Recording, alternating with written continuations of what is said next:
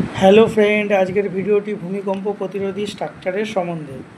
ভূমিকম্পের জন্য প্রতি বছর অনেক বিল্ডিং স্ট্রাকচার ক্ষতিগ্রস্ত হয় এবং তার সঙ্গে প্রাণহানিও হয় এবং অনেক টাকাও নষ্ট হয়।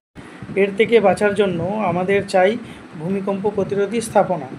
সাধারণত কোনো বিল্ডিংকে ডিজাইন করা হয় ভার্টিক্যাল লোডের জন্য, যাকে গ্র্যাভিটেশনাল লোডও বলা হয়।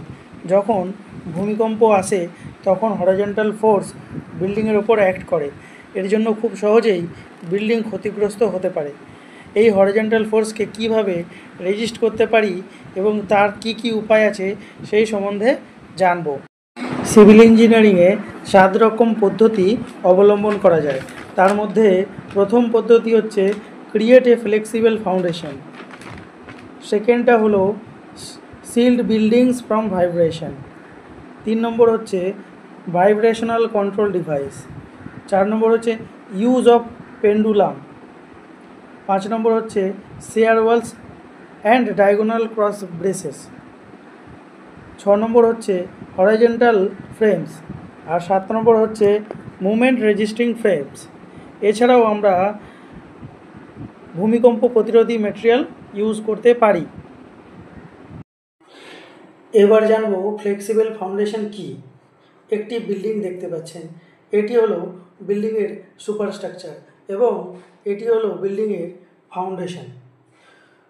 ভূমিকম্পের জন্য হরিজন্টাল ফোর্স বিল্ডিংয়ের ফাউন্ডেশনে অ্যাক্ট করে কম্পন শুরু হয় এবং এর সাথে সাথে সুপারস্ট্রাকচারে কম্পন শুরু হয় এবং এটি থেকে বাঁচার জন্য আমাদের চাই বেস সেপারেশন।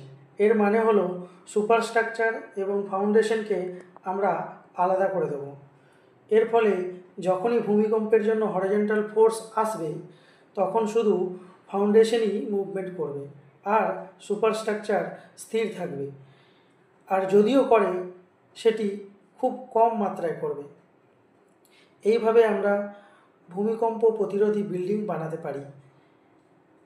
এবার ফ্লেক্সিবল ফাউন্ডেশন বানানোর পদ্ধতি কি এই সম্বন্ধে জানব। ফ্লেক্সিবল ফাউন্ডেশনের জন্য আমাদের চাই ফ্লেক্সিবল প্যাডস। এখানে আপনারা দেখতে পাচ্ছেন বিল্ডিংয়ের ফাউন্ডেশন এবং ওপরে সুপারস্ট্রাকচার, এর মধ্যবর্তী স্থানে ফ্লেক্সিবল প্যাডস। এই ফ্লেক্সিবল প্যাডস তৈরি হয় রবার, স্টিল এবং লিড দিয়ে। এরপর যখনই হরিজন্টাল ফোর্স ফাউন্ডেশনের ওপর অ্যাক্ট করে তখন সঙ্গে সঙ্গে ফাউন্ডেশনে কম্পন শুরু